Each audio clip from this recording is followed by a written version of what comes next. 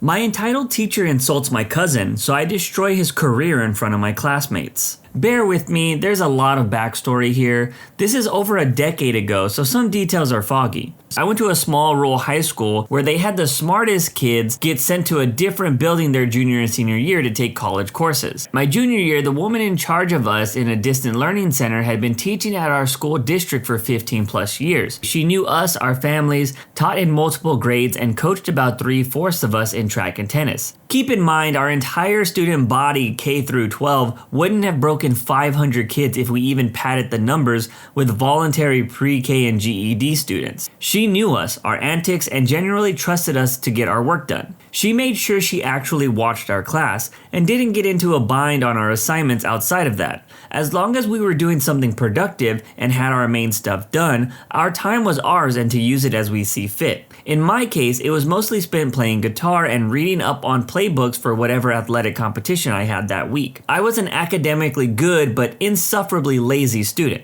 Summer passes, first day of senior year comes around. The teacher we all adored had moved away, her husband had got a job elsewhere that paid big money. In her place was some tall red-headed jerk none of us had ever seen before. Turns out he was the new head coach for girls basketball and our new distant learning supervisor. Our college courses didn't start for a couple of weeks, so he spent the entire first day pontificating on how lucky we were all to have him since he had spent the last 10 years at the university world and knew how it worked and how he would make sure that we weren't just slacking off because we were seniors. The fact that he went from university to high school should have been red flags to people that hired him. Whatever. A couple weeks go by and this coach, we'll call him Bob, makes us do pointless practice assignments like writing a paper on respect in APA format or researching new cars for his wife while citing our resources, all under the guise of making sure we are prepared. The students all politely informed him that these courses were all through a community college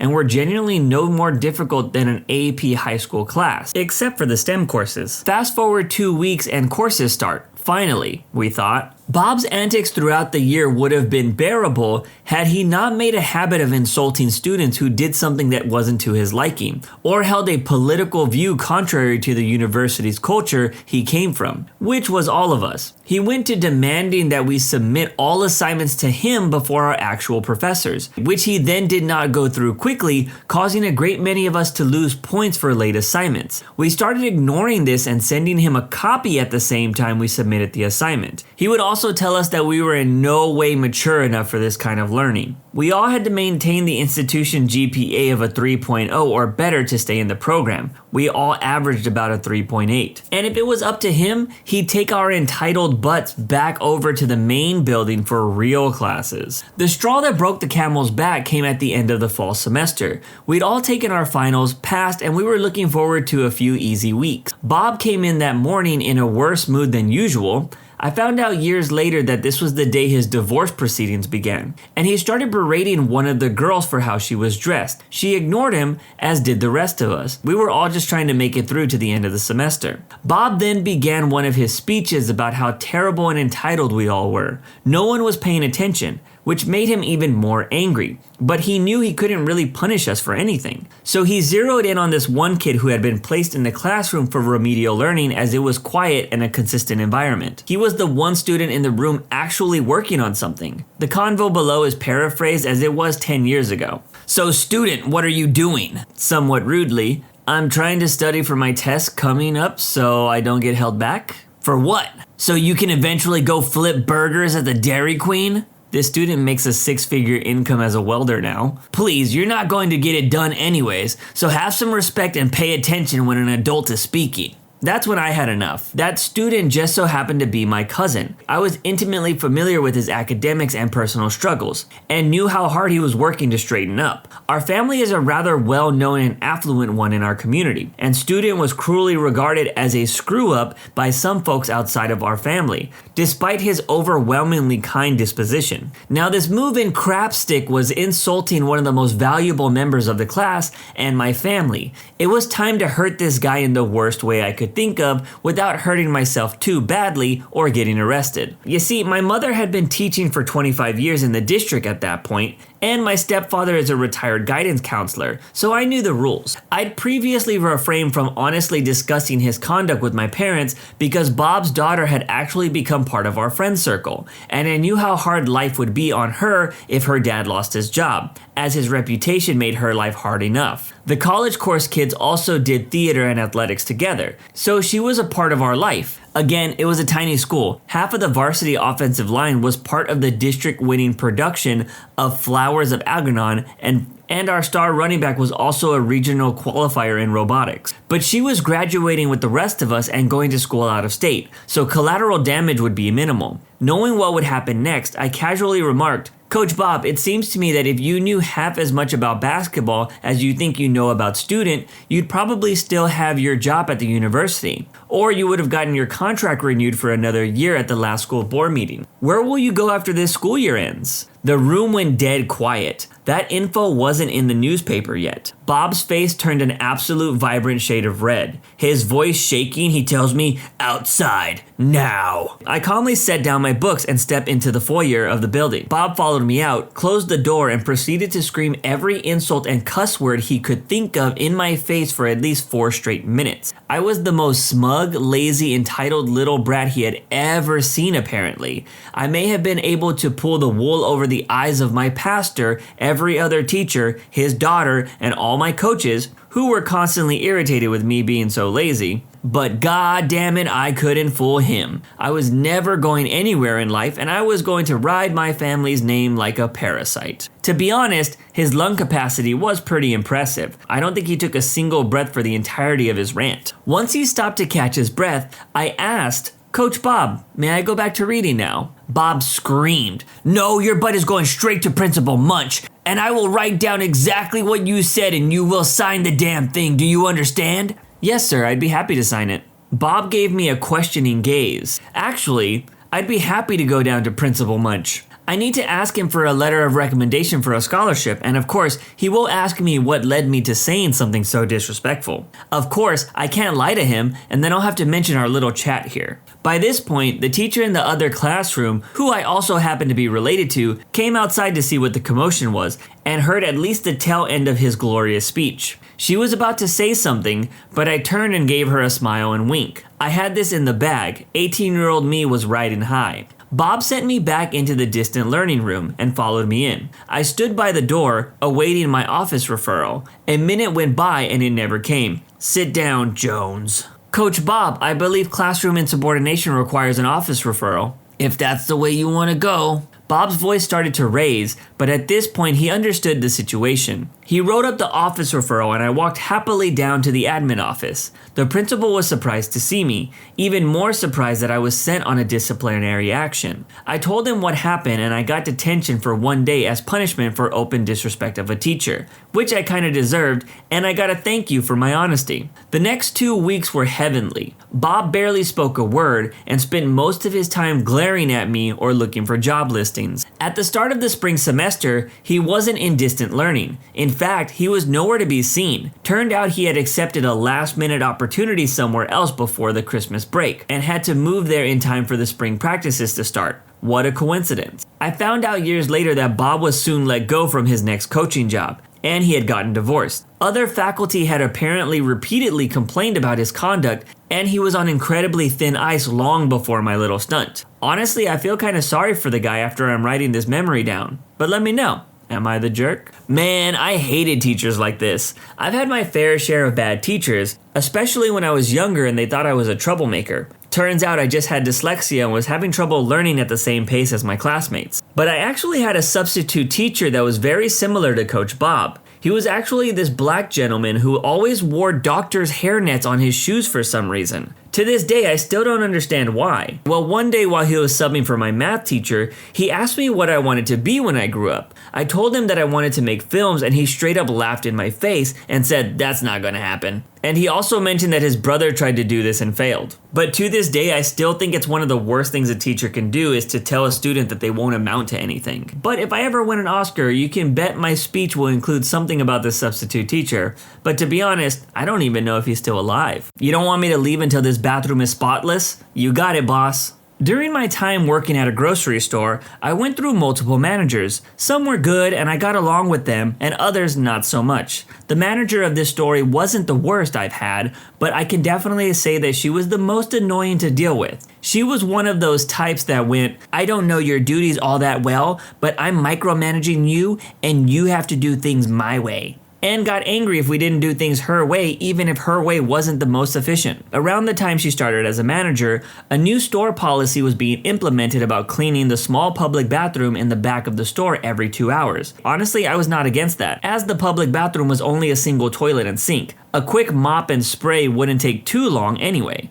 and cleanliness was made all that more important when COVID first started. Unfortunately, my manager's micromanaging came into play even here. Basically, if the place wasn't clean enough to eat off of, it wasn't clean according to her. Yes, somehow she expected that level of cleanliness every 2 hours whilst all of us are busy with our own work. It didn't help that occasionally there were doodles and other such things on the walls that were hard to get off, if not impossible, with just the normal cleaning supplies. I even remember that one time some guy used spray paint to do some graffiti in there. Anyways, one day it's my turn to clean the bathroom. At the time, it was considerably busy due to the lack of cashiers that day. As I was often used as a backup cashier at that point, I didn't have time to do such a deep clean like my manager wanted at the first 2 hour mark. A bit later, my manager apparently must have saw the bathroom herself and decided to pull me away to berate me. The following is an abridged version of what she said.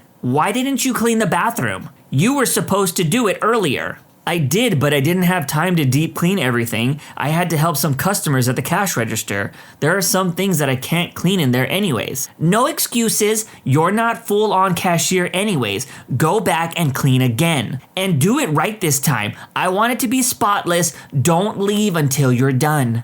Aye, aye, ma'am. And now it's finally time for the malicious compliance. As I mentioned earlier, sometimes there were things on the walls that just would not come off with regular cleaning materials we had on hand. Hence why we usually had a cleaning company do such deep cleans at night. This naturally resulted in not being able to leave as I had no way to clean these things myself. So I just did my best to clean what I could, and then I just sat on the toilet doing stuff on my phone. I had nothing else to do after all, and nowhere to go. Of course, I wasn't mean-spirited enough to make customers' bladders suffer for my compliance, so I did exit the bathroom when somebody needed to use it, but I went back in afterwards. All in all, I didn't do much for the next 5 hours or so. I got paid for sitting around on my phone and occasionally cleaning. Hooray for having a charger on hand. The fallout outside the bathroom, however, was much more eventful. Turns out that a bit after I was sentenced to being in the bathroom jail cell, one of the cashiers ended up clocking out for the day and another cashier had called out sick. That just left one cashier, technically two,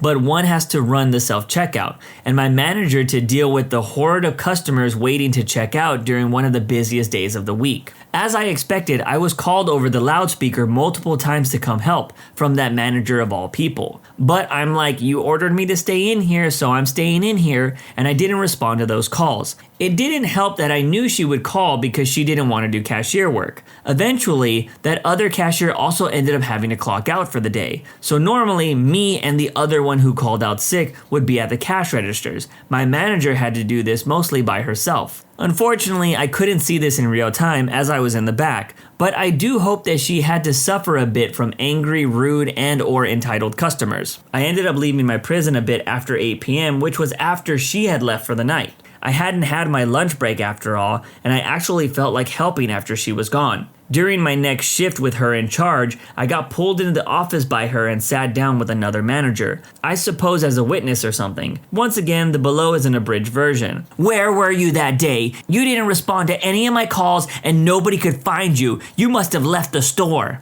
I was simply following orders. Your orders, I might add. "What are you talking about? You told me that I couldn't leave the bathroom until I made sure it was spotless." "Well, it shouldn't have taken you that long." "I did tell you that there was stuff I couldn't clean with the supplies on hand, but you insisted. You even said you would fire me if I didn't do it." Okay, that last part was a lie, but I made it up to get the other manager in the room on my side. But it also had the unintended effect of getting the manager to nearly lunge at me and she started full on yelling at my face. Despite willingly taking part in trying to piss her off with my malicious compliance, I still had some anxiety issues, and they kicked in during this time. That was enough for the other manager to step in and stop this. In the end, I was just told that I could go back to my normal duties, and I didn't have to keep the bathroom that clean. Unfortunately, my micromanaging manager didn't seem to get much more than a slap on the wrist. To be fair, it made sense as she didn't do much else besides yell at me, and there was no physical altercation. But even then, I managed to have some fun before I left that job, for unrelated reasons, by simply watching her frustrated face knowing that she couldn't micromanage me as much anymore. But let me know, am I the jerk? You gotta love petty malicious compliance acts every once in a while,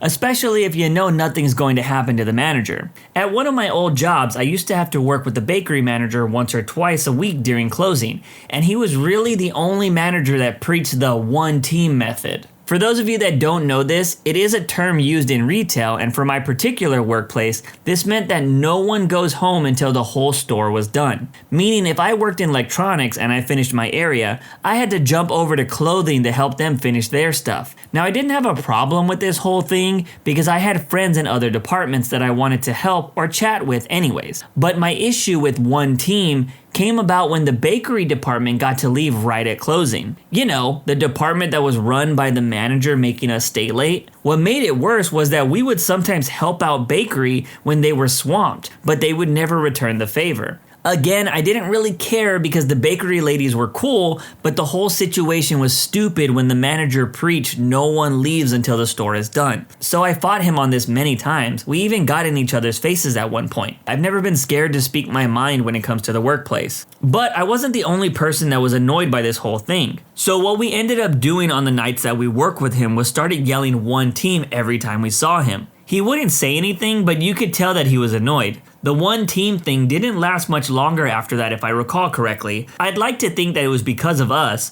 but more than likely it was because we were just costing the company money by staying later than we needed to. I manipulated a customer into feeling bad for me after she was rude to me. The title sounds worse than it actually is, but still, it was my first day at work. I was working at a large chain restaurant in the pre-order area. I had the misfortune of having the first day be on Saturday, in the middle of a huge sale. Normally, customers have to wait in line to get their code scanned so the workers can go to the back and get their order out. And if a customer wants to add additional food to their order, they don't have to wait in line again. A bunch of people were coming up to me and I was getting really stressed out. This one older lady came and asked if she could add more food to her order. I told her that she would have to wait in line, as she hadn't given her code for that order yet. Another lady who had been helping me asked if she could add more food to her order. I took her order down, and the lady who I initially sent away saw this and asked, "Why did you scan her order and not mine?" She then started saying stuff like, "Whatever, I guess it doesn't matter, I guess I don't matter."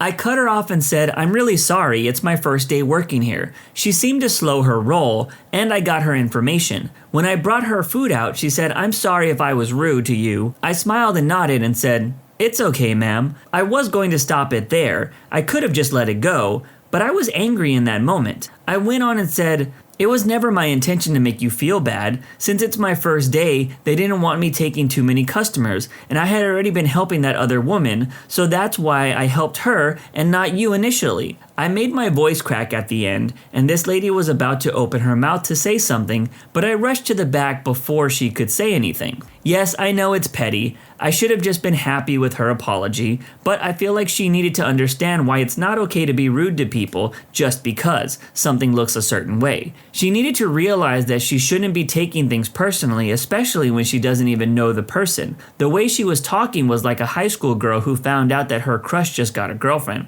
Like, ma'am, you're literally in your late 50s, maybe 60s. When you're that age, you should be mature enough not to take petty little things so personally. So yes, I laid it on thick. Initially, she just thought that I'm a new worker that made a mistake, but then I showed her that I genuinely did nothing wrong and she just overreacted. But at the same time, it's quite literally the truth. I wasn't lying about what happened, but one thing is certain, I guarantee that she's never going to be so rude to anyone else again, so I'm a hero. God damn! At first, I was on the side of the OP while reading this story, but by the end of it, I kinda disliked the OP more than I disliked the rude customer. I'm all for calling out people for their bad behavior, but if you gotta be on a high horse or think you are superior because you called out someone, you're just as bad. It's like those people on Reddit that love to call out Karens, but when you read their stories, it's like they themselves are Karens. I don't know, maybe it's just me, but I can't trust anyone who calls themselves the hero in a story. That's it for today's video. If you want to make sure you don't miss out on any content, hit that subscribe button and make sure you hit that bell to turn on notifications. If you want to finish listening to all those stories, use the playlist at the top of the description. And if you're someone who live streams and needs copyright-free music, check out the Cream of the Crop music by searching Cream of the Stream on Spotify or whatever music platform you choose. Remember, it's free.